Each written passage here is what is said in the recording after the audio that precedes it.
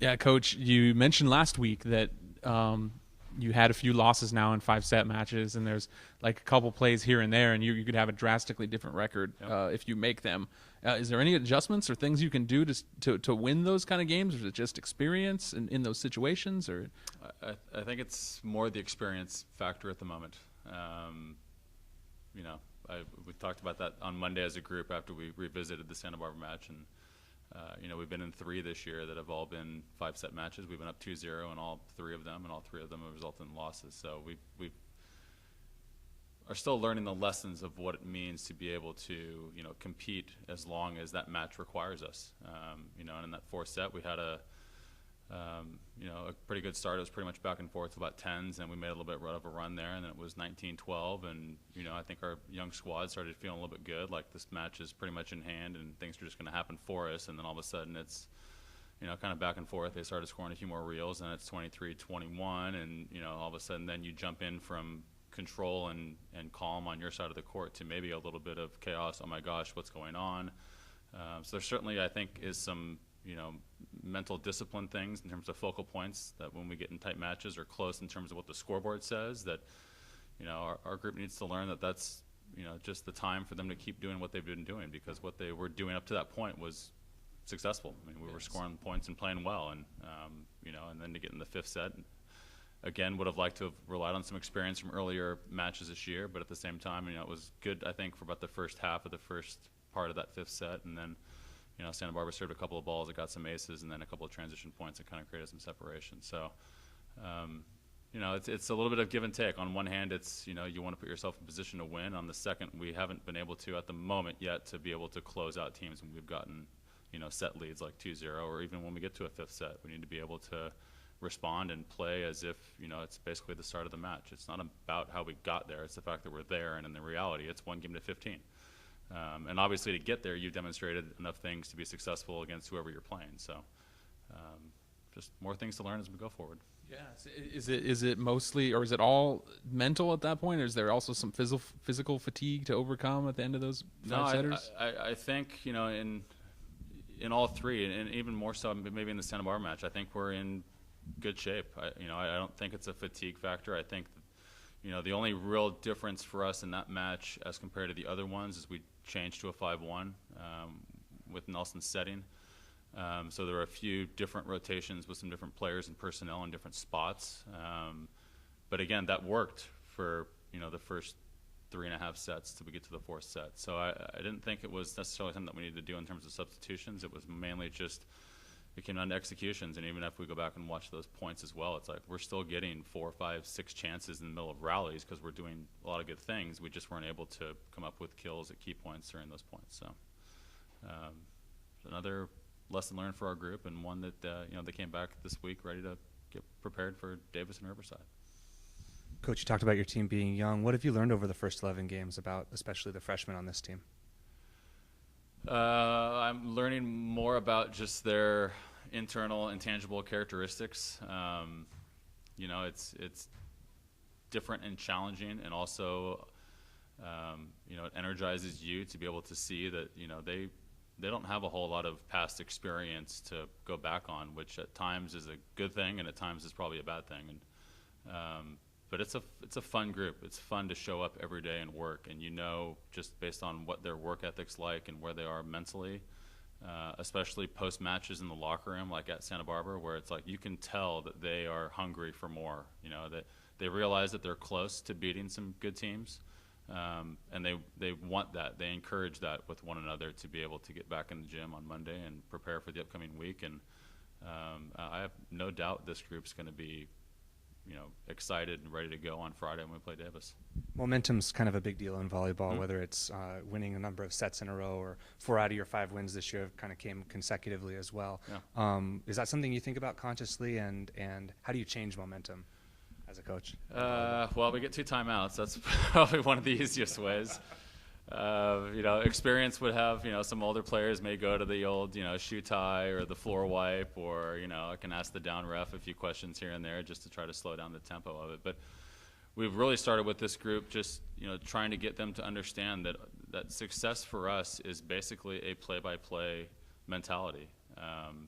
You know, it's some number of plays all strung together. And if we're good about being in the moment of right now and this one play, no matter what the scoreboard says or no matter how many points we've scored in a row or they've scored in a row, what the set scores are, it's about execution for one play, however long that play happens to last. So I understand the concept of momentum, and all of a sudden Santa Barbara certainly got it with the comeback in that fourth set, and then they start off the fifth set, and all of a sudden the crowd's back in it, and it's a different environment. But overall, I think our group is doing a very good job of trying to maintain just a 1 point at a time mentality and executing play after play after play, and that's shown at the moment to put us in some good spots to be successful. We seem to be better in terms of making that a longer period of time until we can close out sets.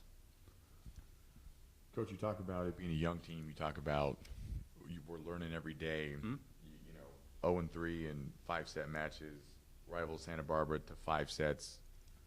How you seem to be very patient and very good with kind of where things are. Like, how do you maintain kind of that balance of just continually to teach these girls on a daily basis? Yeah.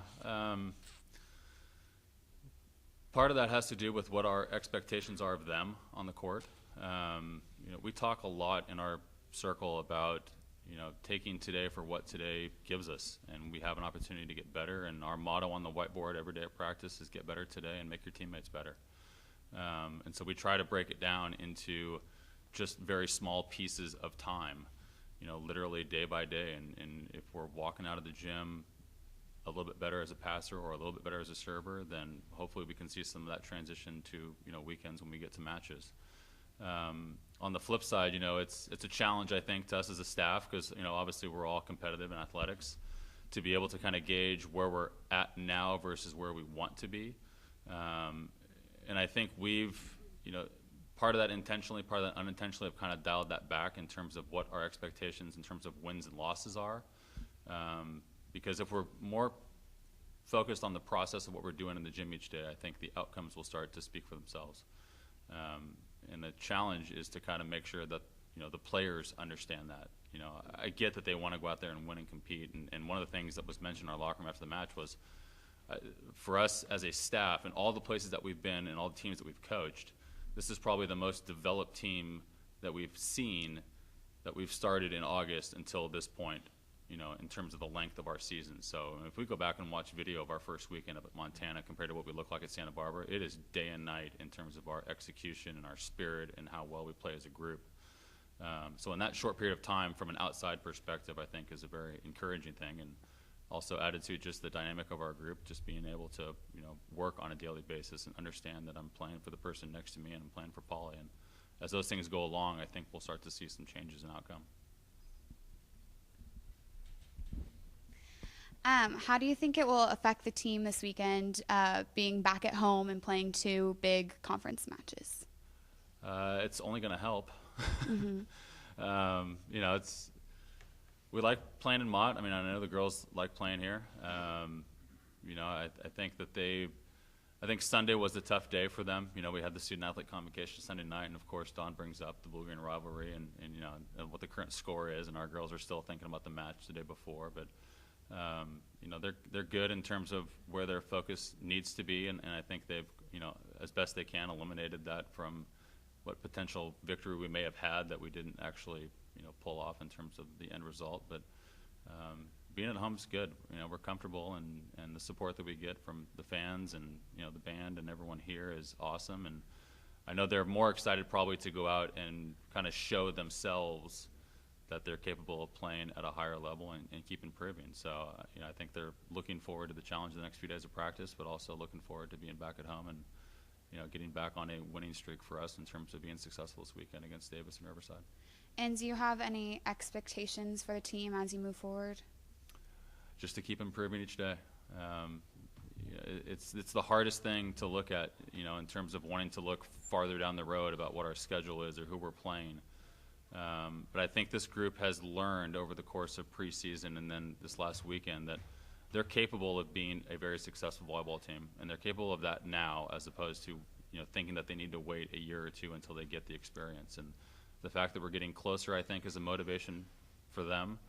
And they're also starting to see that when we do the things that we want to do on the court in terms of our execution of passing and being fast offensively, it creates problems for teams against us. And we're trying to work a little bit more in terms of practice on trying to change a few offensive schemes here and there with certain players, because we have some more players that are more multi-dimensional than others. So there's a little bit of challenge and nuance of learning that. At the same time, you want to be ready by Friday to be able to execute it as best you can. But overall, as a group, we try to narrow the focus down so finite for them that they're just concerned about what's going to happen today. What do you know about UC Davis and UC Riverside? Davis has a new head coach. Riverside has the same coach that they've had. Both those teams, went through the preseason. I've seen film just, probably in the last 2 weeks of matches. It's always interesting. It's a little bit of a challenge, I think, at some point to scout against Hawaii, just because Hawaii is a very good team. So they're very good at exploiting weaknesses, which, you can see on videotape. But as well, they were very competitive with Hawaii in at least one of the sets that they played. So, Davis has been running a 6-2. They may or may not. We've been running a 6-2. We decided to change. So, you're kind of waiting to see what other teams are going to do.